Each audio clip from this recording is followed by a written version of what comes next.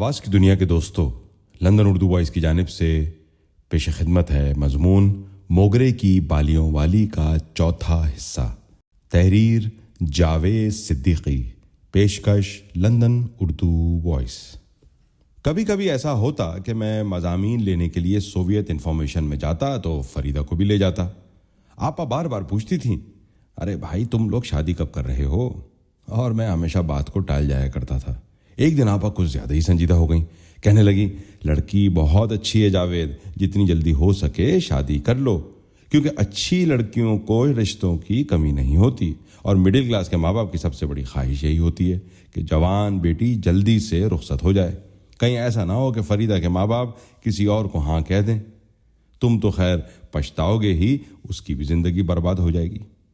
میں نے کہا، آپا اتنی کم تنخواہ ہے، اوپر سے جو انکم ہوتی ہے وہ بھی آپ جانتی ہیں، سر کے اوپر اپنی چھت بھی نہیں ہے۔ فریدہ تو اپنے ماں باپ کی مرضی کے بغیر بھی شادی کرنے کے لیے تیار ہے، مگر ان کا سوال بھی یہی ہے کہ شادی کے بعد رہیں گے کہاں؟ آفس کی میز پر تو سونے سے رہے۔ آپا نے اپنا ہاتھ زور سے ہوا میں گھمایا اور بولی، سب ہو جاتا ہے، ہمت ہونی چاہیے۔ جب میری شادی ہوئی تھی تو سردار کے پاس کون سے بنگلے تھے؟ اندھیری کمیون میں رہتے تھے ہم لوگ۔ سردار پارٹی کے فل ٹائمر تھے، ان کو 100 روپے مہینہ ملتا تھا، اور میری تنخواہ 240 روپے تھی۔ میں کچھ لاجواب سا ہو گیا۔ آپا نے کہا، جلدی کرو جلدی، ورنہ میں کسی دن خلافت ہاؤس جاؤں گی جہاں فریدہ رہتی ہے، اور اس کے ماں باپ سے کہوں گی کہ یہ لڑکا بالکل نکما اور ناکارہ ہے، آپ اپنی بیٹی کی شادی کسی اچھے گھر میں کر دیجیے۔ سوچ لو تمہارا کیا انجام ہوگا۔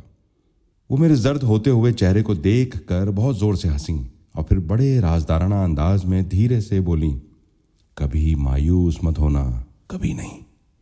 چائے پیو گے؟ یہ حقیقت ہے کہ شادی کے بعد آپا اور جعفری صاحب کافی بھٹکتے رہے۔ مایوس نہیں ہوئے، پہلے اندھیری کمیون میں رہتے تھے، لیکن چونکہ سردار جعفری کا حلقہ کارکردگی لال باغ پریل کی ملوں سے لے کر مدن پورہ ناگپاڑے تک تھا، اس لیے پارٹی نے دادر میں ایک کمرہ دے دیا۔ پھر بعد میں انہیں کھیتواڑی میں ریڈ فلیگ ہال میں منتقل کر دیا گیا، جہاں اور بھی بہت سے کامریڈ رہتے تھے۔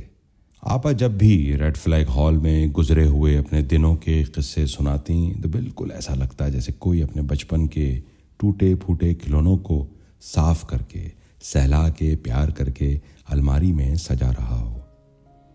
بقیہ اگلے حصے میں۔